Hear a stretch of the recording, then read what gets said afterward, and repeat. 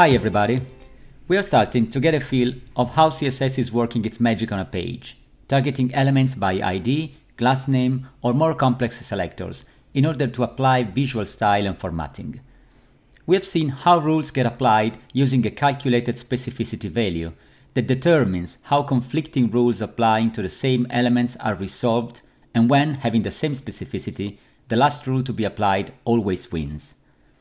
There is an exception though. There is a rule that breaks them all. A rule that when applied overrides any specificity rule and always wins. It's the important rule. When applied to a CSS declaration, the important rule always wins over any other declaration affecting the same element, even if more specific.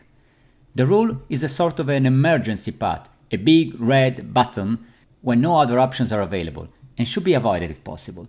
Though there are situations in which it may prove useful, for example like when overriding third-party style sheets that we cannot modify, so it's good to know what it is and how it works. Let's take a look at some examples. So let's open our browser and let's go to JS bin and create a new bin.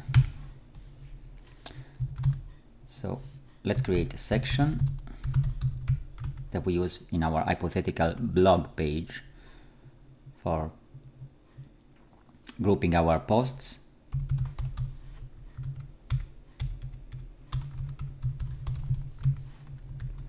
And within our section, let's create, let's give it a title. And then let's create a single post.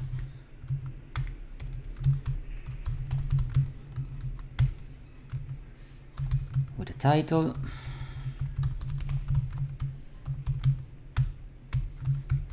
And the content.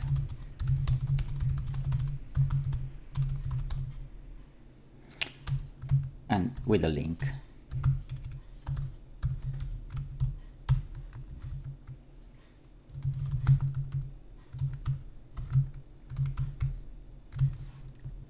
Okay, so let's create a style block in our head, internal style, so in this case.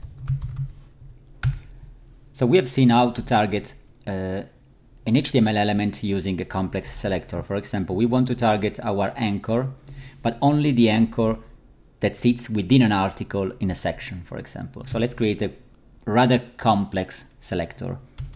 Let's say that I want to target elements with the section tag, but with the class posts. And within those elements, we want to target article HTML element, so HTML element with the tag article and with the class post. We want to be very specific. And within those elements, we want to target any anchor that we find there.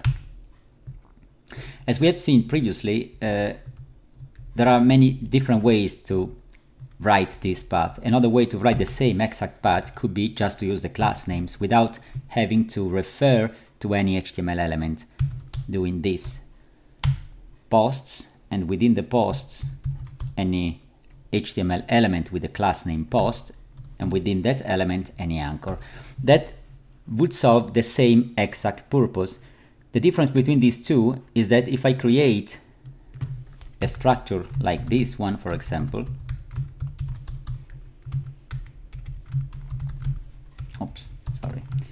div, and then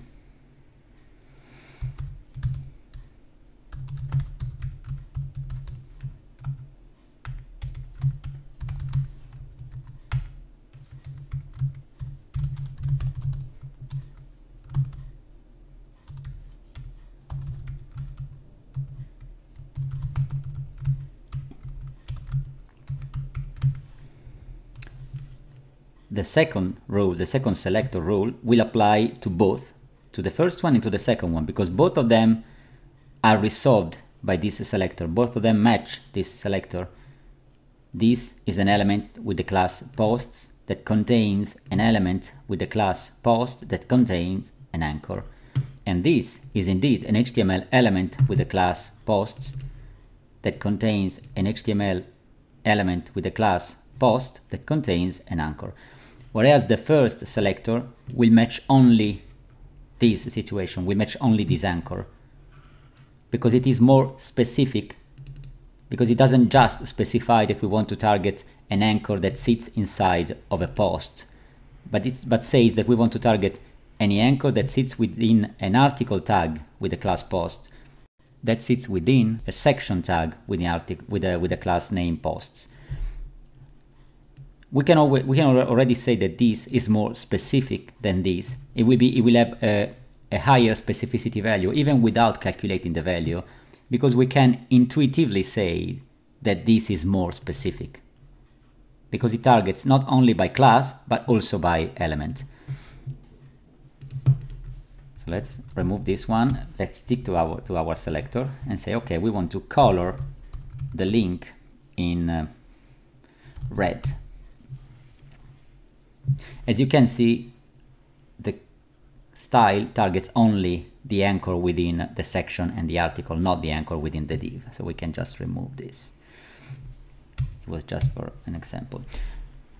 Now, let's write another rule that we call anchor. So we want to target all of the anchors of the page, not necessarily the anchors within an article or within a section, but all of the anchors of the page. And we want to give them a color green. Okay, what happens right now is that the anchor remains red, and this is because this selector is much more specific than this one. It's much more detailed. It targets an anchor within an article and within a section. But let's suppose that we are rewriting a new style sheet for a website that already exists on the internet, and we have no access to the original CSS that was used to develop that website, and we really need to change the colors of all of the anchors. We can add the important rule to this declaration. The important rule needs to be applied to a specific single declaration. You cannot apply an important rule to a declaration block, but you need to apply the important rule to each and every declaration that you want to change. So let's suppose that we really want all of the anchors of the page, no matter how many other selection rules are currently present in the style sheet, we want them to be green. No questions asked. So we can just use the important rule. Exclamation point, important. When you do this, when you add this keyword at the end of the declaration, before the semicolon, this will become more important than every other rule present in the page, even if more specific. And you can see right now, the anchor color has turned to green. So this is how you use the important rule.